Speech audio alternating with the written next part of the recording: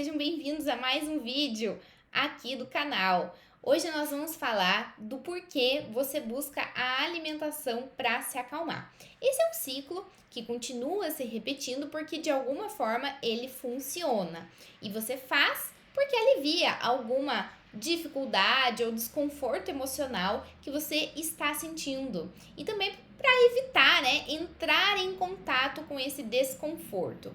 Eu sou psicóloga e eu vou te mostrar como que a psicologia te ajuda a construir habilidades e traçar estratégias para você enfrentar as emoções difíceis e desconfortáveis e não recorrer à comida a cada emoção que você sentir. Em primeiro lugar, é preciso entender que existe uma ligação entre pensamento, emoção e comportamento.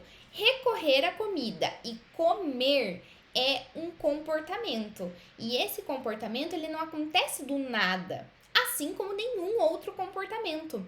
Todo comportamento é motivado, ou seja, existe um motivo para que aconteça. É importante, literalmente, a gente estar consciente que a gente faz o comportamento de recorrer à comida diante de um estado emocional desconfortável, mesmo que você ainda não entenda completamente. Então, para começar esse entendimento, é importante que você observe e descreva a situação que antecedeu o comportamento, ou seja, o que aconteceu antes de você recorrer à comida. Então, descreva a situação. No começo, você vai notar que isso aí não é automático, porque você não está acostumado a fazer essas observações, né? Então, nesse começo, eu sugiro que você escreva, né? Pegue um caderninho, né, para você anotar e tenha ele para suas coisas pessoais, tá? Então, descreva a situação. Com quem que você estava, onde você estava, o que estava acontecendo, o que você estava fazendo. Depois, escreva o que passou pela sua cabeça, no que você estava pensando. E depois, você escreve o que você estava sentindo. Como que essa situação fez você se sentir? E o que você fez diante disso, dessas situações? Que ações você fez? Então, esse é o primeiro passo importante para a gente entender que as coisas elas são formadas por contexto, tá? Depois, você pode até refletir as consequências dessas ações, atitudes que você tomou diante da situação, diante do que você pensou e sentiu, tá? Se essas ações elas te fizeram se sentir melhor ou pior do que você estava antes. E se elas estão aí de acordo com seus objetivos e valores de vida, tá? Ao praticar esse exercício, você vai começar a entender que o que você pensa influencia como você se sente e como você se comporta. E a regulação emocional, ela envolve reconhecer que o que eu sinto, né, o que eu estou sentindo, que emoções são despertadas em mim e modular essas reações emocionais para que eu não recorra a fatores externos, como a comida, por exemplo, para eu me sentir melhor. Então, outros fatores externos existem além da comida, né, que também são utilizados como meio de alívio ou evitação, que são eles, né? Compras, jogos, sexo, usar álcool e até mesmo outras substâncias. Então, um ponto importante é deixar claro aqui que um comportamento, ele não é problemático por si só, né? Você comprar, você beber um álcool, né? Você comer, eles não são problemáticos por si só. Eles não são o problema. Ele só se torna problemático se essa frequência e intensidade acontecem a ponto de trazer sofrimento ou algum tipo de prejuízo, tanto para você, que é a pessoa que está na situação, tanto para pessoas que convivem com você. Então, usar esses recursos externos é se comportar. Comer é um comportamento. Jogar, comprar, usar substâncias, fazer sexo são comportamentos. E esses comportamentos são aprendidos. Então, por exemplo, sentir tristeza, raiva, medo, ansiedade, frustração. Eu vou lá e como. Eu coloco a comida na minha boca e como. Então, quando eu faço isso, estou comendo, colocando para dentro, eu me sinto melhor. Mesmo que isso dure pouco tempo, entende? Então, ao fazer isso, eu faço uma associação. Esse me sentir melhor, esse alívio, acaba sendo um reforço.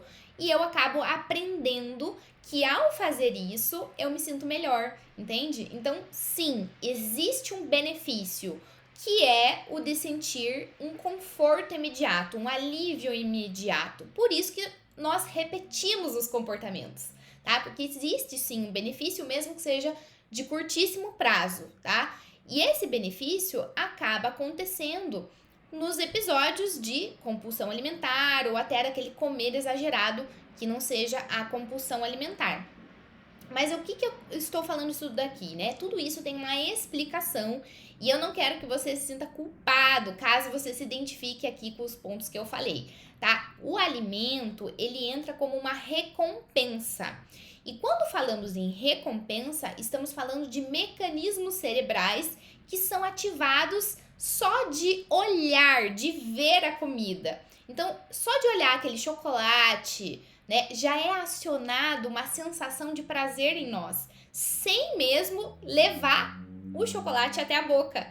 Inclusive, tem estudos que fizeram que os pesquisadores mostram imagens de alimentos açucarados, palatáveis para as pessoas, e como resposta, foram ativados algumas áreas cerebrais. E ainda, algumas dessas pessoas que possuíam transtorno alimentar, como a compulsão alimentar e até o comer transtornado, que não chega a ser a compulsão alimentar, mas existe um prejuízo ou um sofrimento na alimentação, as pessoas que têm esse tipo de transtorno alimentar, elas se mostraram mais suscetíveis aos estímulos que a comida proporciona, como por exemplo o cheiro, você sentir cheiro, você olhar, você ver, né, você sentir o sabor e, consequentemente, com essa suscetibilidade maior, existe uma maior dificuldade em resistir. Então, parece que existe sim uma vulnerabilidade maior para essas características de recompensa que o alimento traz e também uma vulnerabilidade maior às emoções sentidas e experimentadas. Por isso que existe você acaba recorrendo à comida. Tá vendo então que esse embasamento científico nos traz mais conhecimento e clareza? Então não é mais para você se sentir culpado. Vamos combinar isso daí?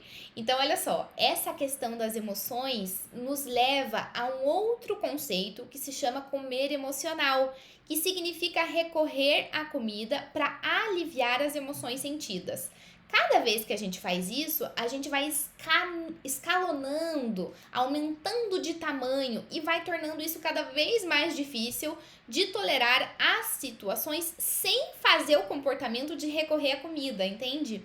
Então, o comer emocional, ele tem a sua questão problemática, mesmo sem aquela sensação de perda de controle que é muito presente na compulsão alimentar. Então, comer emocional, ele é diferente da compulsão alimentar, tá? O comer emocional ele acaba vindo o ato de comer para se distrair de situações que provocam emoções desconfortáveis. Não só as desconfortáveis. Você come também quando está feliz, quando está alegre, também quando está eufórico ou agitado. Então, é também quando a gente pensa muito em comida, em alimentação, acaba se preocupando muito continuamente com isso. Será que eu como? Ai, será que eu não como? O que eu faço? E acaba comendo só para se livrar desse tormento, da dúvida mental. Mas a boa notícia é que, como eu falei no início, esses comportamentos de recorrer à comida ou outros eventos externos, eles são aprendidos. E se foram aprendidos, podemos desaprender. Então é importante lembrar que nós não somos reféns das nossas emoções e nem dos eventos externos.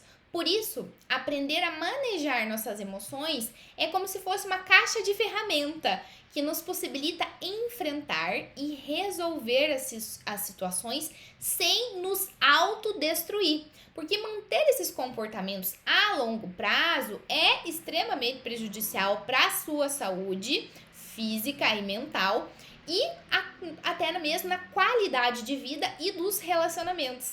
Sendo que a desregulação emocional, ela vem sido muito estudada de um tempo para cá, dentro desse contexto alimentar, e ela é um dos fatores que mais contribuem para o ganho e reganho de peso.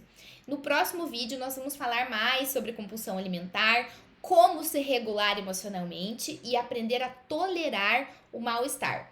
Caso você queira saber mais sobre regulação emocional, tem um módulo completo no meu curso online, Você de Bem com Você, que é um programa de emagrecimento que aborda os fatores psicológicos e comportamentais. Nesse programa, nós trabalhamos estratégias para não recorrer à comida diante de um estado emocional forte, trabalhamos autoestima, a imagem corporal, hábitos, habilidades sociais, que é quando a gente aborda o que fazer quando está diante de pessoas que pressionam para comer, e até mesmo eventos que a gente vê tantas coisas bonitas, né, que alimentam os olhos aí com relação a visual, né, da alimentação. Então eu vou deixar o site aqui na legenda, no cantinho do vídeo, para você saber mais informações. Esse curso ele é totalmente online, temos aulas, exercícios e encontros ao vivo pelo Google Meeting, que nos encontramos toda semana para eu acompanhar de perto o seu percurso, tá bom? Era isso, então o que precisar, conte comigo. Até mais!